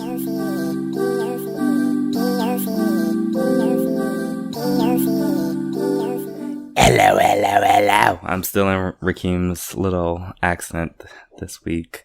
It's okay. He's still my African accent, so it's all good. I did not steal nothing from you. You are not the creator of that accent. That is not okay. Okay, but it isn't my people. Who are your people? Your people. You have the Georgia people, girl. You ain't I'm no of the Africans. Jabari tribe. Appropriating African culture. You and your Black Americans. Let's start the Black American versus the African argument on Podcast of Color. You can start that argument. I won't be a part of it. I'm just kidding. In order to argue, you need two people. True. Okay, Well, so this person says, just be honest, you just came here to fight. hello, PLC. After last week's episode, I realized I had to email and tell y'all what you mean to me. Thank you for all your kind words. I'm going to skip the compliments because I'm going to go straight into what you are writing into us about. I was living with a homophobe of color who was incredibly Christian and told me that she felt that gay and trans people were possessed. She didn't know that I was bi because I was and still am in the closet. I felt like I was going crazy because in one breath she would rant about how disgusting she thought gay people were, but then also stay up until 3 a.m. watching Glee in the room we shared together. What Your the show, fuck? yeah. So they were like, just saying how like how much our show means to them, and thank you. And lastly, shout out to Baze for representing the gay Africans. I am also Yoruba. Best Viola Davis wig. Go off. Yes. Did it say wig? Yeah, it says Viola Davis's wig. Oh. Yeah. Wow. But it still applies. Thank you, sis. Thank you for my Yoruba sister. My I'm really sister. honored that Viola Davis's wig wrote into us. You know? And it's good. I was like, did you guys see the... Okay, wait. I'm going into something else. But did you guys see the Scandal, How to Get Away with Scandal episode? No, but I did see them dragging each other like on that one thing. When she was like, you brought your broke ass on the mega bus to come ask for my help. And Not to compare black women, but Viola Davis's wig was like shitting all over Kerry Washington's helmet. It just looks so good. Oh my god. Anyway. It was like a crossover episode? Yeah. This person says, when I was listening to the discourse for this week, I was shocked at how much this mirrored my local LGBT spaces. I am a black, gay, 26-year-old male in southern Mississippi and have worked with the LGBT community during post-college. While working with within local LGBT politics, I sort of found myself befriending many white people. At first, this didn't seem odd. I was making lasting friendships and even better work connections. However, I've seen firsthand how being tokenized robs you of your agency and power in these spaces. Recently, my white friend asked me if I would be interested in accepting a position with the local LGBT organization. I'm conflicted as I've seen how racist this group has been in the past. The few black people I see in the organization are white aspiring. My question is, do I take this position and work to make it better or say fuck it? Take note, this is one of two orgs in my half of the state. Thanks so much, guys. P.S. Good luck in school, Renee. Kendrick. Aww. This sounds like the LGBT center, to be honest. You know, can I not say that? Sorry. here's the ting, as Drake would say. I think it depends on what you can put up with mentally. Like, do you think you're mentally prepared to kind of go in there and shake things up and like deal with the mental strain of white people being white, especially white LGBT people? Lord Jesus, Father God. Are you ready to deal with that? If you think you can handle it, I say go for it. Why not open up the doors for the next person? Why not make it a little bit easier for the next gay of color? You know? Wow. That's my opinion. That's my little opinion on that. Your little opinion. Yeah, I say do it too, and then if you I guess it would say it. Did they mention if they were employed or not now? No. I mean, like if you need the money, they just say that they've worked with. So I'm not really saying like. I mean, they said they would make better working connections. Yeah, they were making good work connections. So I mean, you could also get your paper. Sometimes you got to go through a little emotional labor to get that paper. Yeah, I would say do it, and then if you feel like it's something where you absolutely can't, just leave. But I think while you're there, you should try to at least put in the effort to then try to maybe change the space. So that way when you leave, you can say, well, hey, I tried to do this for the people of color that were here, and then you weren't receptive to that. And then I think that's reflective on the space. And then when you go into your new job, you can then put all of that on your resume and say that this was something that I tried to do and this space wouldn't let me do it. And I would want to be in a more inclusive space. So use that to your advantage. So I say do it. And then save up the money and the connections while you're there. Like, you don't, like, just because you work somewhere doesn't mean you have to like it. Just while you're there, use it for what it can do for you. Sounds like you've worked with the center before. Oh, who said that? Who? What? Ooh. John? So, do you guys have any other thoughts on me? No. Okay. I just want to say Lee, who wrote in, honey roasted us, and y'all should read the honey roast because it's beautiful. Dragged the fuck out of me for not finishing my chicken. On my Instagram story, I posted a video. I don't suck the chicken off the goddamn bone because I don't like getting all the veins and all the fat in my mouth. I think it's gross. I just like to get the meat. But yet you put dick in your mouth. I do put dick in my mouth, but you know what? I don't eat dick. I suck it. So you don't swallow is what you're saying? Huh? I do. What? Well, I don't swallow dick. Oh, well, actually. Okay. You know what? I see your point. Yep. The other point, though, the alternative point is... There you go. You know what, bitch? The alternative point is that I'm just not gonna... I'm not gonna chew on bones. I'm not gonna suck the bone dry. I'm not gonna do that. That's just not the kind of person that I am. Okay, the kind of person I am, I pick at the meat and I eat what I want, and then I leave the rest. That's who I am. Wow. Anywho, when if y'all want to eat up the chicken after I'm done, you are more that than is gross. free to I'm do not so. gonna eat You're after more you. than free to do so. Otherwise, if you're not gonna eat it for me, shut the fuck up. How about that? Or just don't eat the chicken. But I Period. love chicken. If you're not gonna I eat like the whole chicken. thing, that's disrespectful. I'm black, to bitch. chicken. I love chicken. But So clearly not anyway. enough to finish it. So anyway, this has been a mostly lovely episode of Podcast of Color minus I don't give a one fuck. person. Your so, mama. Feel free to follow us at Trash of Color on the Twitter. We are Podcast of Color everywhere else. Like and subscribe on our YouTube channel. Oh my god, guys, like and subscribe. Please leave reviews for us on iTunes. And yeah, like, you know, just keep on supporting us. We appreciate it. We may have some things to announce very soon, so we're excited about that. We're such a And, tease, babe. You know, oh yeah, we have business and things and such. Did we want to thank anybody, Rakeem? Because you always got somebody to thank, sis. Every week. I want to thank the New York Times for giving me the title of Queen of the World, and I'm just, oh my god, just so much. Thank you so much for everybody, and then I just really want to thank. I really want to thank National Geographic, and I really want to thank Vogue, and Wow, this resentment, he's been holding on to that. The bitter jumped out. That was the behavior you exhibited was bitter like behavior. oh my god! No, But seriously, do you have anybody to thank this week? I actually don't have any announcements this I'm actually shook. I don't have announcements that I can talk about yet. There are things going there we on, go. but I can't talk about them yet. She So I can stays say booked. that. She stays booked. Yeah. Yes. Yeah. I mean, Yes. yes. That's anything. Yes. Yes. Sorry, the gay jumped out. Yes. Yes. Comment. Okay, so with that, we're gonna go. Okay. Okay, we're gonna go. All right. We'll see y'all next week.